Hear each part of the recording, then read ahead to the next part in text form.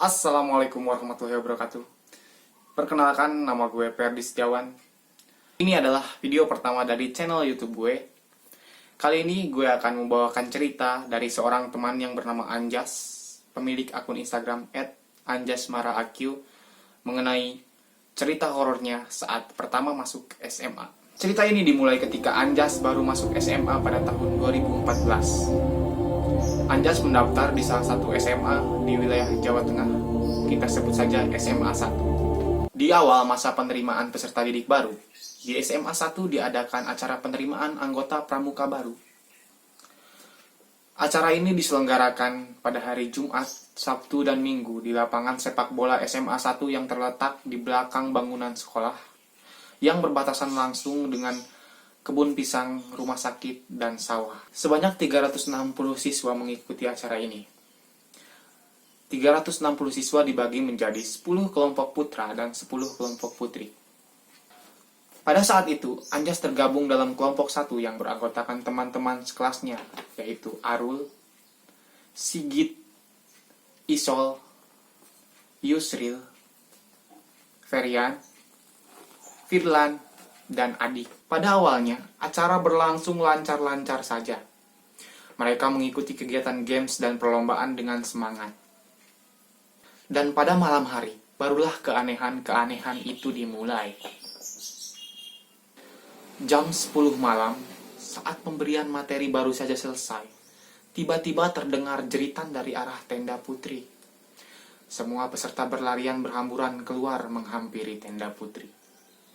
Rupanya, salah satu orang di kelompok putri sedang mengalami kesurupan. Terlihat seorang panitia dari kelas 12 yang mempunyai kelebihan terhadap hal-hal goib mencoba menyadarkan. "Siapa kamu? Cepat keluar dari anak ini. Jangan ganggu acara kami lagi." Aku penunggu di sini. Anak ini akan kubawa ke alamku. Dia akan menjadi istriku. Hahaha. Panitia tersebut kemudian membacakan beberapa ayat Al-Quran dan gerakan tangannya seolah-olah menarik sesuatu dari kepala si anak yang kesurupan tadi. Dan akhirnya, beberapa menit berselang, ia berhasil disadarkan. Panitia kemudian membubarkan semua peserta yang berkerumun. Semua peserta akhirnya pulang ke tenda masing-masing dan istirahat. Di hari yang kedua, mereka telah menyelesaikan seluruh pemberian materi dan acara pada hari itu. Sore harinya, mereka tengah bersiap mempersiapkan upacara api unggun yang akan digelar pada malam hari. Tepat jam 7:30 malam, upacara api unggun dimulai. Hal aneh kembali terjadi lagi. Api unggun yang dinyalakan oleh pasukan pembawa obor dan melalui api yang ditembakkan oleh panah pusaka Ambalan dari atas menara oleh ketua Ambalan, tiba-tiba menyala sebelum api sampai ke tumpukan kayu. Semua peserta melihat kejadian itu. Ketika itu, Arul mencoba mengambil gambar foto api. Anehnya, kobaran api terlihat menyerupai seorang yang sedang menunggangi sebuah kuda. Akan tetapi, mereka merahasiakan foto tersebut dari kelompok lain agar acara yang berlangsung dengan ceria tidak berubah menjadi penuh kecemasan. Selesai upacara api unggun, saat semua peserta telah melakukan pentas seni, tiba-tiba terdengar jeritan kembali dari arah tenda putri. Kali ini, 3 orang wanita dari kelompok putri dirasuki. Makhluk tersebut mengatakan bahwasanya rumah mereka dikotori. Ketiga wanita yang dirasuki tersebut disadarkan oleh panitia dan dibawa ke ruang UKS karena terlihat sangat lemas.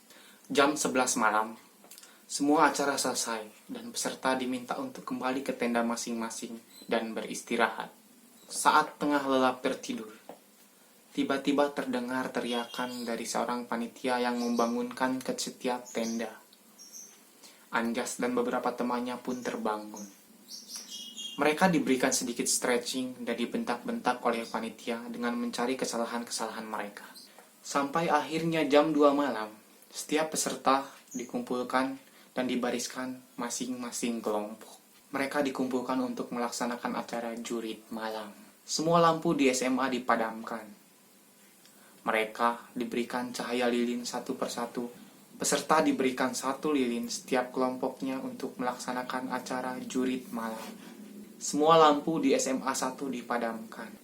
Mereka diminta mengelilingi gedung SMA dengan mengunjungi 4 pos yang ada.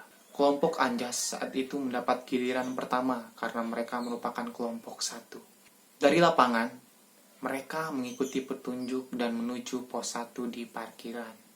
Singkat cerita, 4 pos berhasil dilewati oleh kelompok Anjas. Di pos terakhir, mereka diberikan clue untuk mencari balok bantara yang ada di sekitar ruangan kelas 10 IPA yang terletak di depan kantin dan WC. Dari pos terakhir, kelompok Anjas bergerak menuju ruang 10 IPA. Mereka sebenarnya sedikit ketakutan karena mereka merupakan kelompok pertama dan setiap kelompok diberikan jarak pemberangkatan 5 menit. Sehingga mereka tidak berpapasan dengan satu kelompok pun dalam perjalanan. Saat melintas di depan WC, mereka semua tiba-tiba berhenti karena melihat sosok yang tengah duduk di kantin sambil meletakkan kepalanya di atas meja. Mereka sedikit ragu untuk melewati area kantin. "Apaan tuh? Itu orang apa bukan?" tanya Isol. "Nggak tahu. Kalau dilihat dari bentuknya sih, kayak orang," jawab Sigit. "Samperin yuk," kata Arul. Arul ini emang orangnya sedikit berani dari yang lainnya. Tapi kan dia di luar batas yang boleh dilewati, Rul. Jadi seluruh area yang boleh dilewati peserta itu dibatasi dengan tali rafia yang dibentangkan. "Alah, jangan terlalu nurut," jawab Arul. "Ya wis, kowe nang ngarep, Rul," kata si Firlan. Si Firlan ini emang orangnya Jawanya agak sedikit medok dari yang lain. Mereka pun berjalan menghampiri sosok tersebut dengan mengarahkan cahaya lilin pada sosok tersebut. "Wah, pakai baju pramuka tuh. Kayaknya panitia deh," kata si Sigit. Mereka merasa lega dan menghampiri sosok tersebut. Mereka merasa sedikit lega dan menghampiri sosok itu. Tapi anehnya, saat didekati, baju pramuka yang ia kenakan terlihat sudah kotor dan seperti sudah lama tidak dicuci. "Kak, ini pos tempat mencari balok bantara ya?" tanya Anjas. Sosok itu tidak menjawab dan hanya diam. "Kak, di mana ya balok bantaranya kalau boleh tahu?" Anjas kembali bertanya. Sosok tersebut hanya menunjuk ke arah pohon palem dan tidak mengangkat kepalanya yang masih diletakkan di atas meja. Mereka pun segera menuju ke arah pohon palem tersebut. "Itu kali ya di kresek hitam?" tanya Arul. "Coba aja buka dulu," jawab Sigit. Arul membuka kresek tersebut dan tiba-tiba mereka kaget karena isi dalam kresek tersebut adalah sebuah cobek yang berisikan telur dan bunga-bunga yang sering dikenal dengan sebutan sesaji. Arul membuka kresek tersebut dan mereka kaget karena isi di dalam kresek tersebut rupanya sebuah cobek yang berisikan telur dan bunga 7 rupa menyerupai sesaji. "Udah yuk balik ke tenda. Aku takut nih." "Gak apa-apa, gak usah nyari balok bantara. Nanti juga dikasih." Sigit ketakutan. "Nanya lagi aja ke kakak yang tadi," ucap Anjas. Mereka semua mengiyakan, dan pas mereka berbalik badan, sosok tersebut sudah hilang. Dan pas mereka membalikan wajah kembali, sesaji tersebut sudah berubah menjadi balok bantara yang dibungkus kresek hitam tadi. Mereka pun segera mengambil balok bantara tersebut dan berlari menuju lapangan tempat perkemahan. Sesampainya di lapangan, mereka diajak ngobrol oleh beberapa panitia yang ada. "Gimana tadi? Dapat nggak balok bantaranya?" "Dapat, Kak. Kami tadi dibantu kakak panitia yang duduk di kantin," jawab Arul. "Panitia mana? Kami nggak menugaskan panitia di kantin. Semua panitia selain yang duduk di pos 1 sampai 4 tadi berada di sini." Mereka pun terdiam dan saling memandangi wajah masing-masing. Jadi yang tadi mereka lihat itu sebenarnya apa? Hari Minggu pagi, semua peserta berkemas untuk melaksanakan acara penutupan. Anjas dan Arul iseng untuk melihat foto yang mereka ambil tadi malam. Rupanya, foto kobaran api yang menyerupai seorang yang menunggangi kuda hilang dan tidak bisa ditemukan. Padahal foto yang lain, foto selfie mereka masih ada. Mereka pun merasa terheran-heran, sekaligus merasa ketakutan. Acara perkemahan pun selesai. Pada minggu pagi setelah upacara penutupan, mereka pulang ke rumah masing-masing. Tapi cerita ini tidak selesai sampai di sini. Keanehan terus berlanjut. Setelah perkemahan itu selesai pada hari Minggu pagi, esoknya hari Senin, mereka tetap melanjutkan sekolah seperti biasanya. Anjas dan teman-temannya mengikuti upacara bendera, dan setelah itu mereka masuk ke kelas untuk mengikuti pelajaran seperti biasa. Jam 9 pagi, tiba-tiba terdengar suara tangisan dan jeritan yang begitu ramai. Jam 9 pagi, tiba-tiba terdengar suara jeritan dan tangisan yang begitu ramai. Semua orang di kelas Anjas termasuk guru yang sedang mengajar berlarian menghampiri sumber suara tersebut. Rupanya semua siswa wanita dan beberapa orang siswa laki-laki kesurupan.